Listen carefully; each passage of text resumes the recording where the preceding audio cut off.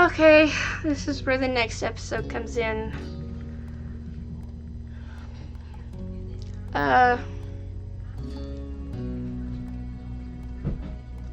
Why don't you all join me for this episode of Our Life, Beginnings and Always. This is Sandcastle. Cove wasn't able to do many things that summer. When you, him, and Shiloh set out on the shoreline one bright morning, you could tell he wanted to be in the water. But there was no way he'd be swimming anytime soon, not with his cast. The wave washed a single shell to shore, glittering and blue, another reminder of the places he couldn't go. From what you'd heard about Cove's old life so far, in tiny pieces and fragments, you could tell that he'd do anything to be able to get the cast off, even cut it off himself, if he could. You thought about how this summer last year must have been totally different from this, with his old home and his mom and dad. But now he was here, with you and Shiloh and Lizzie and everyone else, and he couldn't even go in the sea. This town wasn't bad. It had all your favorite things in it. But sitting there on the same beach you'd grown up on, you could understand that not everybody else felt the same way about Sunset Bird as you did. You watched him from the corner of your eye quietly, and he finally said aloud what you had been pondering. I wish I could go in. The water? Yeah. Oh, I'm sorry. You're gonna be able to do it soon. Cove only sighed in response. Apparently, soon wasn't soon enough. It's so pretty, the ocean. And huge. There could be anything out there, like mermaids. Yeah.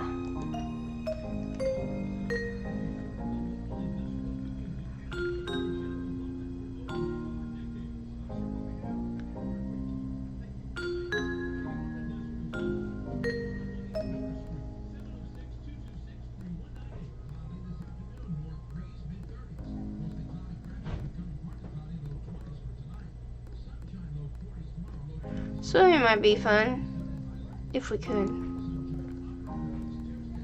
But it's not like there's anything we can do about it. Obviously not interested in hearing much more of your input on the situation. Cove turned back to the water. But as he looked away, something about Shiloh's slow, careful movements caught his eye. Hey, are you building a sandcastle? Sort of. I was only playing around while you were talking. I'm listening. Maybe I could too. I've only made big piles before. It's really nothing special. I'm sure you'll be good at it right away. Well, how do you do it then? Shiloh's cheeks lit up. You could tell he was a little bit uncomfortable to have Cove's expectant stare on him. I'll play too.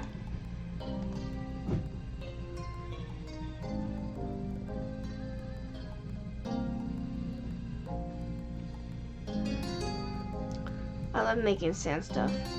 Okay. I love making sand stuff. Okay. He put his hands back to his seashells and sand and nodded. I don't do a lot. Here's how I like to get a house started. Shiloh, focusing more intently than you'd ever seen him, guided Cove through his process. You happily used your own method. It didn't take long for the three of you to each have humble structures prepared. That's all, kind of. You can do anything now, like make it bigger, add some seashells, carve a pretty pattern. I bet you'll have great ideas. Okay. I'm gonna make it bigger. Mine is gonna be a real castle. Cool. Cool! This is gonna be a house. Looking at the base of your sandcastle, you decided to make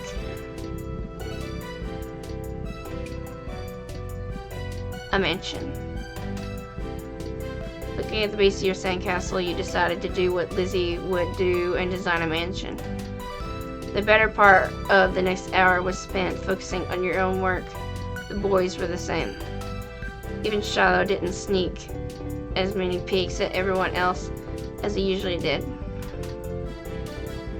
You finished shaping before either of them did. Glancing up from what you'd built, it seems you got done so fast because they already searched around for extra decorations. Shiloh had grabbed most of the really interesting stuff, and Cove had a lot of the shelves, but there were still options. The first thing you reached for was a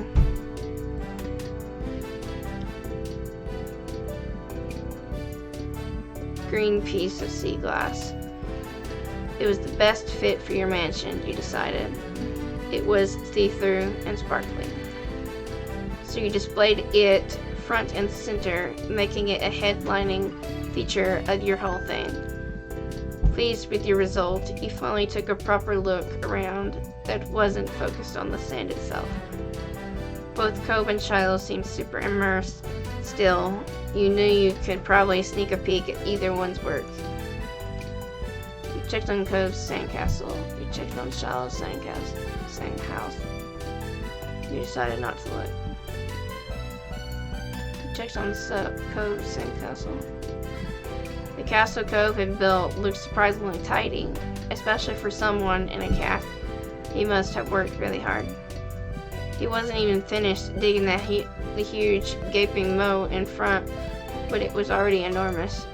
You got the sense from the enthusiasm he was digging with that the doctor was probably going to find a bunch of sand when he finally removed the pink plaster. The silence was then broken. What's on the top of yours, Shiloh? You peeked closer and discovered something shiny sticking out of Shiloh's sand chimney. Oh, it's just a gum wrapper. It looks like smoke. Neat. It's good. That's smart. Yeah, I didn't think of that. I guess I don't see it. You should be an architect. You should be an architect. You'd be good at it, Shiloh. Shiloh smiled without a word. And that was that for the current topic. Jamie, can I see what you did? Sure. He scooted just a bit nearer and began surveying your work. All you really knew about mansions was that they were supposed to be big, so you'd gone really big. It was the size of the country club that Lizzie played golf at, compared to Cove and Shiloh's buildings, probably even bigger. Shiloh quickly decided to jump in the new conversation. Hey Jamie, what did you do? It's a mansion. Cove scowled for a moment. Apparently the anger was actually still there after his argument with Lizzie more than a week ago.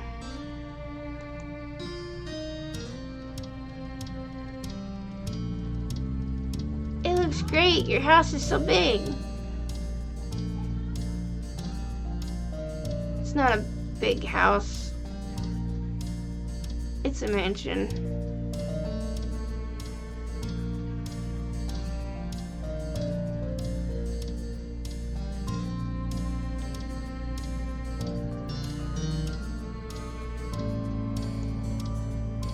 I guess mansions are just really big houses.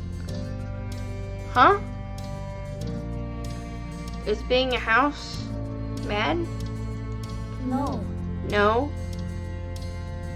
But we each made our own place. Nobody is the same. I think we are. Cove raised an eyebrow at that. If something is the only one of that thing that makes it special. Yeah, for sandcastles and stuff. People too. My dad always says how everybody is their own man, a real individual.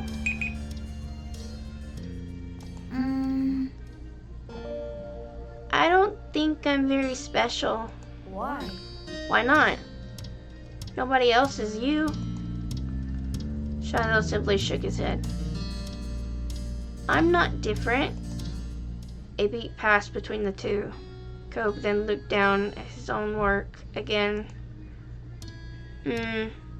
Okay. He didn't seem to be bothered, leaving the disagreement hanging there. Cobb had other things on his mind. My dad tried to get me to make sandcastles the first time we came to this beach. I didn't want to. Cobb trailed off again. There was another moment of silence. Shiloh shifted and opened his mouth to say something, but Cobb spoke up before he could. You didn't think he noticed that Shiloh was going to talk. Hey, do you know what happened when your moms met my dad, Jamie? You cocked your head, thinking about it briefly. I wasn't there. They didn't tell me. I just remember what happened when I met your dad. Mr. Holden had been a weird stranger then. Well, he was still kind of strange.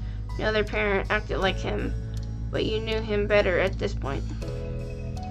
Now that you thought about it, it made a lot of sense that Cobb's dad talked to him about people being unique. You were pulled from your thoughts when Cobb continued. Oh, well, I was there.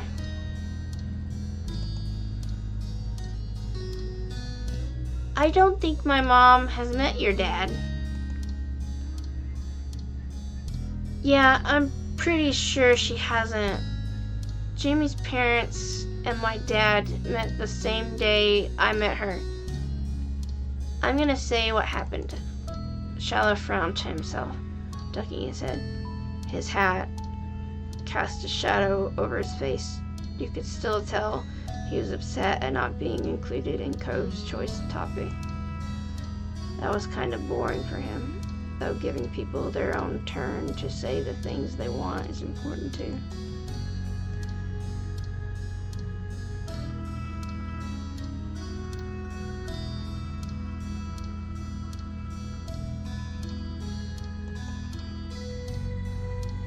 Shiloh could talk about stuff after Cobb had a chance to share what he planned on.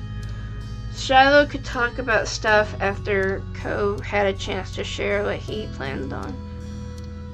When we moved here, we didn't bring a lot of things with us. Only some stuff that would fit in Dad's car. We didn't even get a moving truck. I sat in there while Dad brought it all inside. I didn't want to get out because I knew Dad would make me look around the new house. I really didn't want to do that. His lips twisted into a frown as he recalled that. Then I saw your moms.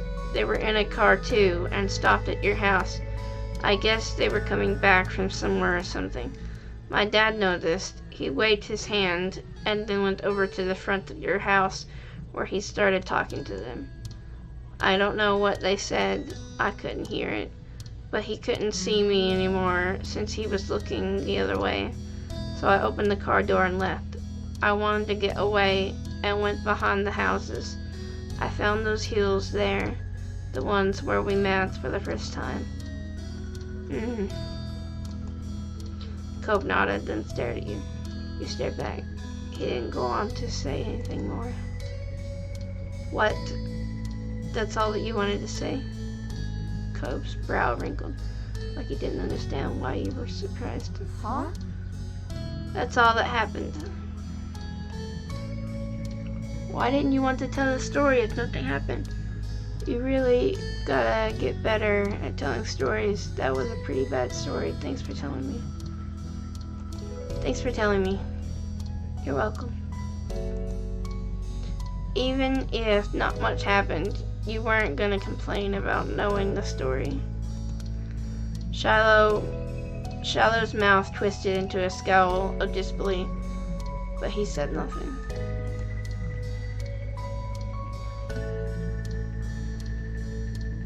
Why do you bring that up anyway? There was a slight shrug of Cobb's shoulders. Well, I was thinking about it because of the sandcastle. It made me remember when I moved to here. Dad showed me the beach first, before we went back to the car to unpack. He was really excited about it for some reason. Cobb's brows furrowed a little more as he quietly raked his hands through the sand. I get it. You thought maybe Mr. Holden wasn't that excited about the beach and was instead hoping Cobb might be. But the line of conversation had come to its end. Even Cobb was done with it. Some other topic had popped into his head.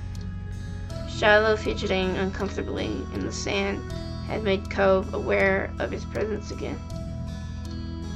They looked at each other, and you could only wonder what this might be about. Hey, Shiloh? Yeah? Why are you always turning so red, even when nothing is happening? Clearly startled, he jerked back. Neither you or Shiloh had expected that to be how he got included in the conversation again. I don't know. I guess... Okay. It's kind of weird.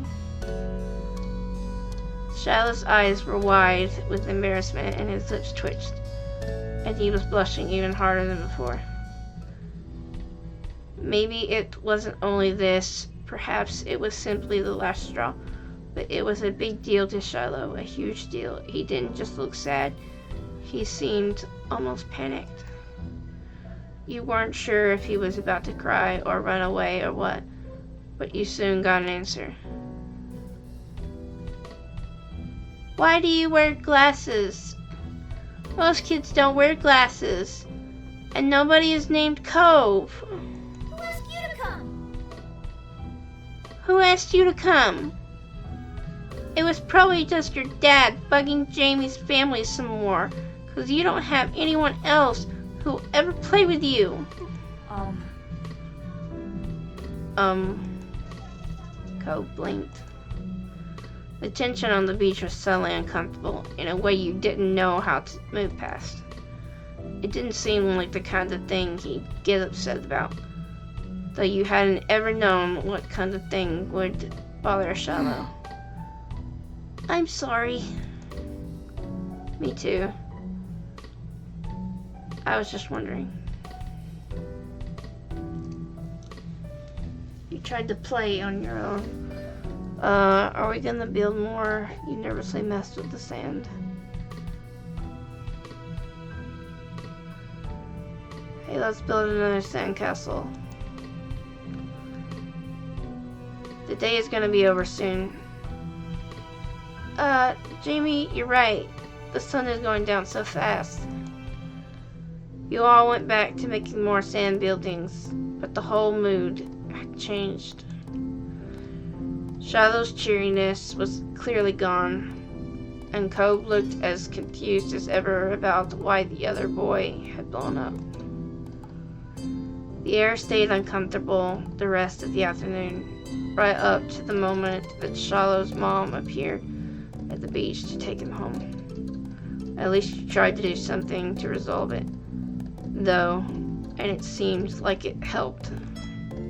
Even though Shiloh's smile, when he said goodbye to Cobb, wavered, it stayed as bright as ever for you. That had to count for something. But with Shiloh gone and the sun going down, you knew it was time for you and Cobb to head to your own houses. So you led the way on the path back home. The walk home was quiet. You passed by familiar landmarks, shoes thumping against the sidewalk in near perfect unison. Cobb was clearly caught up in thinking about something. You asked Cobb what he's thinking. You didn't want to leave it hanging in the air, so you decided to just ask. Why are you making that face? Oh, Oh, I was just wondering. Cove fell silent again for a few more seconds and sighed. Why'd Shiloh act like that? When I said he was all read a lot. You were being rude to him. He's just being a baby. You shouldn't make fun of him.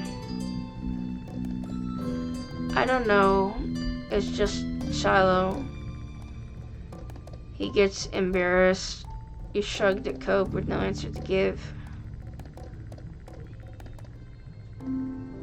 I don't know, it's just Shiloh.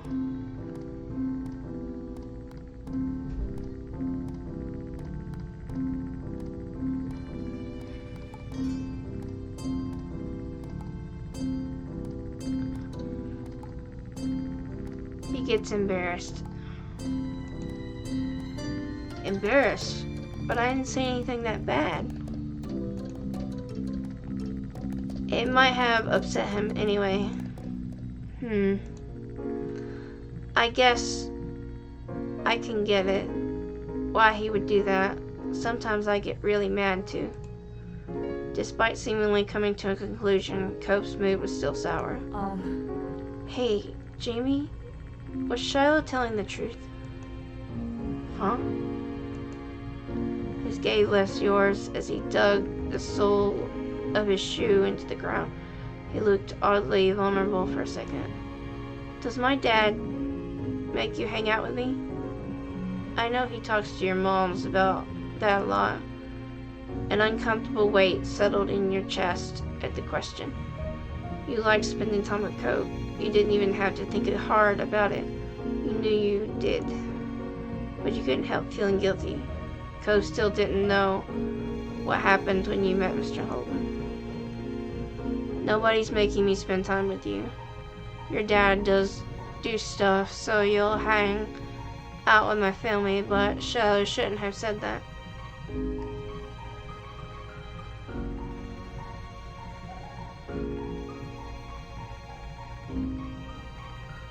You decided to tell him about how his dad offered you money.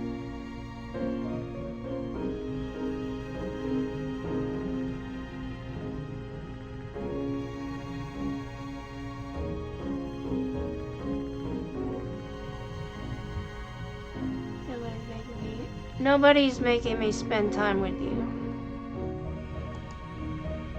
Cove's shoulders relaxed. You hadn't even noticed that he had tensed up. Yeah, that's what I thought too. Anyway, I didn't think you were pretending. I just wanted to make sure it was okay, is all. Thanks. Thanks for telling me. Your throat tightened. It was hard to meet Cove's earnest gaze again. Keeping secrets was hard. It's no problem, Cove. By now, the two of you were on the sidewalk near your houses. It was time to part ways. You hugged Cove goodbye. You stepped forward and wrapped your arms around him tightly. You turned your head, resting your cheeks on his shoulder. Cove stood there awkwardly with his hands on his sides. He wasn't much of a hugger, but you didn't get the impression he was unhappy that you were. Bye, Cove. See you tomorrow. Yeah. Bye, Jamie. Pulled away, then jogged towards your house. When you looked back, you saw Cove making his way back home too, as if he felt your eyes on him. He turned around. He waved. You did too. You still felt a little unsure with what you were supposed to do about the deal Cove's dad had offered. I didn't take the money though. You didn't want to say something bad or something you shouldn't. You had no idea how Cove would take it either. It'd be terrible if it made him feel bad. What if he didn't want to play with you anymore? You might change your mind sometime. There was always tomorrow, after all. But for now, it was definitely something that you'd keep to yourself. With a final look, you went inside your house. Great! Alright, tonight we're going to catch fireflies.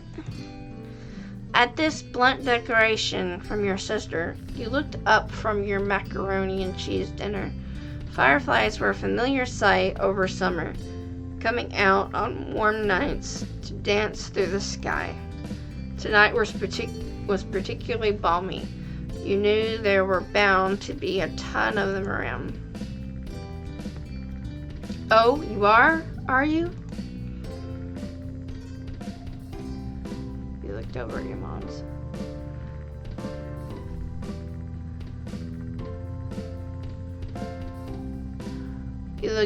mom's. They hadn't answered for sure yet, but if that's what Lizzie said you'd do, that's probably what you'd end up doing. Lizzie was an expert at getting her way, having mastered the art of it by the time she could talk. That's a good idea, Lizzie. Can we, Miss Thompson? Shiloh tapped his fork against the table excitedly, his face lighting up as he looked at Lizzie. It was unusual for Shiloh to still be here. Like always, his mom had to bring him over really early in the morning before her job started. But normally she would have picked him up by now. She called before dinner to let your moms know she'd be late. You didn't hear why. Probably more work things. You thought maybe getting to hang out with Shiloh for longer is what made Lizzie want to keep running around outside. Staying at home and watching TV was never an option for her with guests over. That's why you were pretty sure she'd get your moms to agree. Well, it's already so dark out there. Lizzie gave Mom the best puppy dog eyes she could, slowly spooning mac and cheese into her mouth while you waited there for their response. There. Let them go. Nights like this don't happen every day. Your parents exchanged a look. Then Mom eventually sighed and nodded back. Yes! Fine. Fine. Just make sure you stay on the hill behind our house with all the puppies, okay? Duh, Mom. That's where most of them are. The idea had only just been planted in your head, but already you could just picture all the glowing lights spread out in front of you, like the fairies from the bedtime stories Mommy read sometimes. Lizzie and Shiloh started digging into their food, and it soon became a race to see who could finish their dinner first. Isn't that great? Aren't you excited to go outside and play, Jamie? You gave a non-committal shrug. Jamie is just mad because I always catch the most.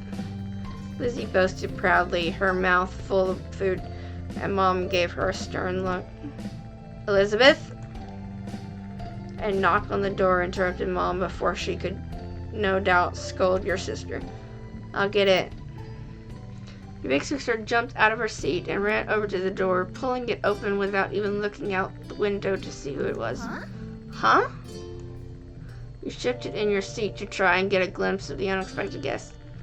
Hi. Good evening, Cove. Your mommy had already walked to the door by the time you managed to see past Shiloh's flappy hat. Cove, what are you doing here? In an instant, you'd hopped out of your seat and run over, a wide grin on your face. Cove returned it with a small one of his own. Bouncing up and down on the balls of your feet excitedly, you tugged on Mommy's sleeve, hoping she'd asked him to stay. It didn't matter why he was there. Emmett, he could join you all in catching fireflies. Then for a few seconds, Cove said nothing. He only stood there and looked up at your mommy with a face almost like he was considering turning around and leaving. My dad told me to drop this off, 'cause I guess he borrowed it from you. Cove took a familiar screwdriver from out of his large side pocket. Eyes now dropped to the floor. We left ours back home when we moved. Great, thanks. Bye. Thank you. Thank you. Here, why don't you come inside for a bit? Lizzie crossed her arms and lifted her chin. Cove shrugged, and Mom stood from the table too. I'll give your dad a call to let him know you got here alright. Cove shuffled fully inside, eyes remaining on the ground, while he closed the door behind him. Hi. Hi, Cove. Shiloh gave Cove a friendly smile while waving by holding up his hand and opening and closing his fingers. Cove nodded in response. Cool, are you going to catch fireflies with us? You could come outside with us if you want to. You weren't sure what to say. You could come outside with us if you want to.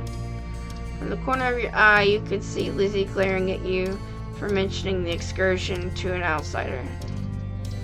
Trying not to meet her gaze, you looked at Cove. Whatever Lizzie thought of him, he wasn't exactly a stranger anymore. We're gonna catch fireflies on the hill at back. You said that with a smile, hoping Cove would want to come. Yeah. I can do that. I've never caught one before. It's too bad he didn't have a chance before now. The fireflies weren't out when we first moved in, and there must not have been any where he used to live. We can't go until after dinner. After she pointed this out, Lizzie walked back to the table and took her seat. There wasn't much left on her plate. Since this was very true, you decided to finish up your own stuff as well. Cove stepped closer and eyed what was on the menu for your family's meal. Have you eaten yet? Yeah, my dad and I ate earlier. What did you have? Eggs. The clipped one-word answer seemed to discourage Shiloh from asking any more questions. His eyes slowly wandered back to the last scraps of food on his plate. Her phone call with Cove's dad must have ended because your mom came back into the room. Okay.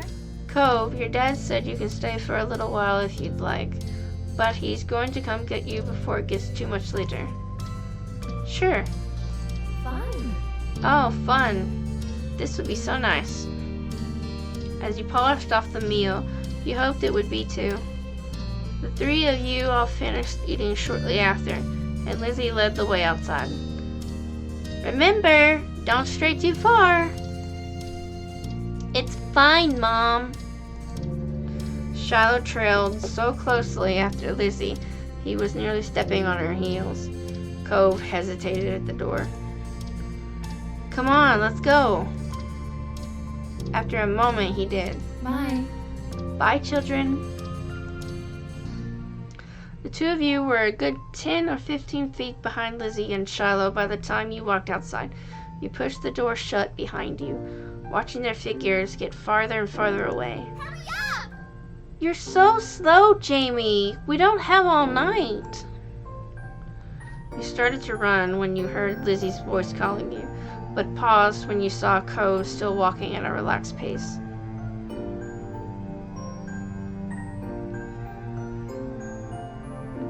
You walked with him. You fell behind, sidling up next to him and matching his stride. He noticed right away. It's okay. You can go ahead if you want. Nah. After a short while, the two of you reached the hill behind the house. The fireflies were out in full force, floating on the breeze, their gentle glow winking in and out and creating an almost magical effect. Lizzie had already climbed to the top. Shiloh was spinning in circles, somewhere around the middle. Wow. Shiloh took a moment to come over and welcome the both of you to the hill.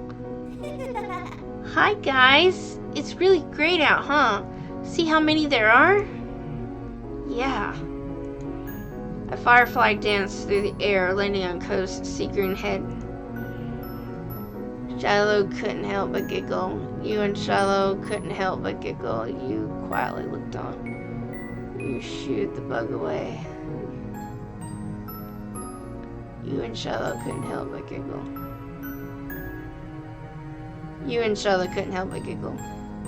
Covering your mouth with a hand, the sound escaped you, and Cove looked at you in confusion.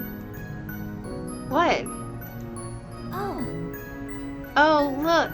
Lizzie has one! That's amazing! Shiloh ran to the highest point of the hill, making sure not to lose his hat or backpack along the way. You hummed as the group divided and conquered, shifting your gaze to the dozens of other fireflies sailing around. The game was on. You had a bandage on your thumb and you tried to be cautious of that. You had a bandage on your palm and you tried to be cautious of it. You had a bandage on your hand and you tried to be cautious of it. You were good at not getting cuts or scratches, so weren't too worried about that. You were good at not getting cuts or scratches, so weren't too worried about that. Spotted one close by. You approached it with assassin-like stealth, crouching down to make yourself seem like less of a threat. Slowly dragging one foot in front of the other, you crept up towards it, arms outstretched. You closed your hands around the little glowing orb, careful not to crush it. The firefly landed on your palm, almost docile, and you stared down at your prize in delight. Its tiny legs tickled your skin, and you giggled at the sensation. Cove kept up with his own target, but when he tried to grab it, his pink cast waved awkwardly through the air, fooling his efforts to clap his hands around the firefly. Cove watched it vanish into the thin air with a dissatisfied expression on his face. You encouraged him to try again. You told him about the firefly you had. You made a joke about what happened. You did your own thing. You encouraged him to try again. There are plenty more fireflies. You can try again. Did you catch one? You nodded, and Cove gave up his hunt for the moment, coming closer and peering at the insect still crawling across your palm. You held out your hand, and he leaned closer, eyes widening a tad behind his glasses. Cove remained hypnotized by the little bug as he inched his hand closer to yours. Ultimately, he settled his fingers slightly over top of the ones you were holding open. It tingled. You stayed very still. The last thing you wanted was to accidentally scare the shiny treasure off.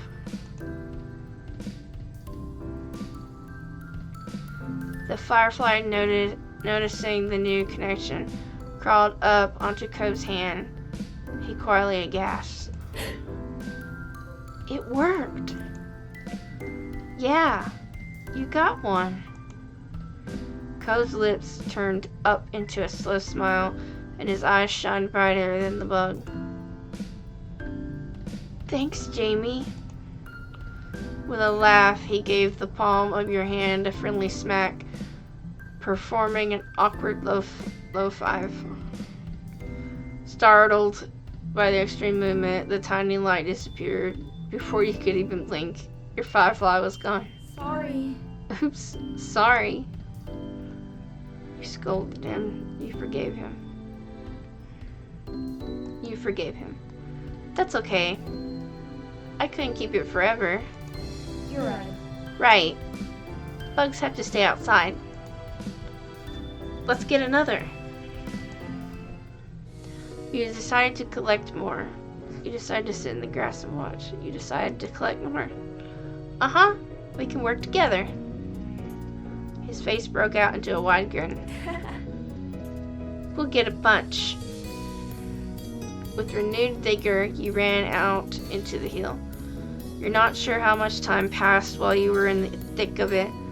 All you could focus on was the adventure at hand. No critter was safe from your grasp.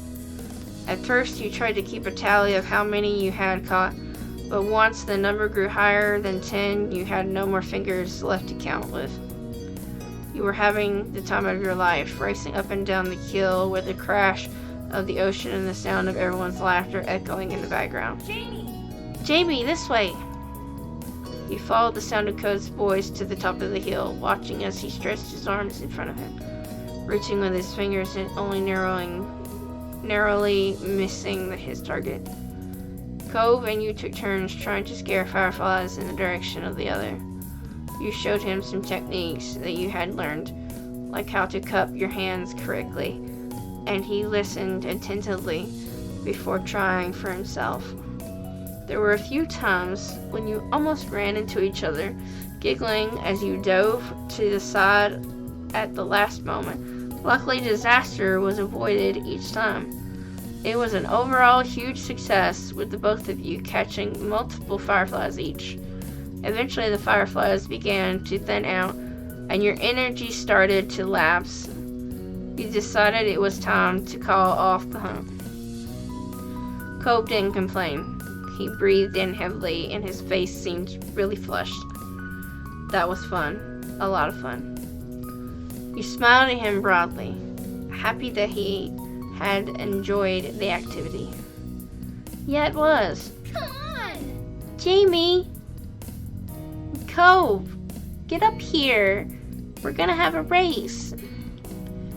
The shouting cut you off guard. It had been quite a while since you heard from Lizzie or Shiloh.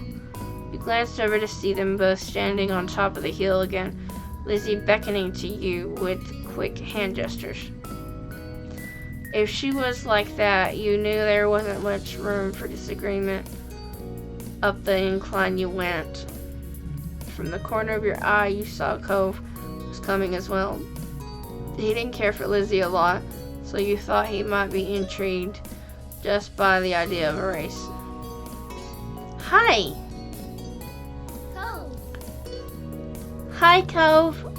You can't roll down the hill. You could hurt your arm again. You'll be the referee for the rest of us. As Lizzie pointed this out, Cove froze in place. Oh, it was that kind of race. He frowned down at his cast. That was the second time it got in the way tonight. What? Yeah, you'll watch and see who gets to the bottom first. That's important. Got it? I guess. The cast was sturdy. If he was careful, he could have done it. Lizzie might have just been looking for a reason to make someone else the referee, but it was already decided.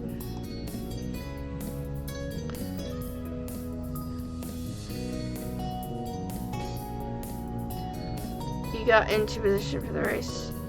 I'll stay with Cove. Really? Really? Why? You don't have to. It's okay. I want to watch. You moved beside him on the top of the hill, even though Lizzie eyed you and made a face. That's not how races work. We only need one referee. Shrugging your shoulders, you refused to budge, and Lizzie let out a huff before throwing her hands in the air. Fine. I'll be the winner, whether you join or not. Lizzie moved to lay down, and Shiloh did the same. Cove stood slightly to the side to get a better vantage point, and you stood next to him. Count down. Cove stood up a little straighter. It seemed like he was taking his newfound referee duties seriously. 3, 2, 1, go! Lizzie and Shiloh took off, letting gravity do the work and rolling at high speed towards the bottom of the hill. You and Cove leaned forward to watch them go, eyes peeled for which of the two would reach the bottom first. They were both neck and neck until about halfway down the hill, Lizzie started to veer off to the side, giving Shiloh a huge advantage. She always hadn't noticed a thing, and as soon as Shiloh reached the bottom of the hill, he jumped up excitedly and threw his hands in the air. I won! Almost immediately, he fell back onto the grass, still dizzy from his roll down the hill. Lizzie stomped out of the bush she had ended up in, spluttering angrily and brushing leaves from the front of her dress. Not bad, you got lucky. Let's do it again and see who wins for real. Kids, it's time to come in. No! You snickered, feeling grateful you hadn't been a part of the mini debacle. Epcot closed eyes and saw that he was doing the same. It had gotten late and was beginning to feel just a bit chilly as you made your way out of the hills, but the cold in the air hadn't dampened anyone's spirits. The four of you walked back home together, side by side, down your neighborhood street, discussing the evening, with each person trying to prove that they were the one who caught the most fireflies. You knew that whoever really did catch the most didn't matter much anyway. All that mattered was that you all had a good time, which, judging by the smiles on everyone's faces, you did.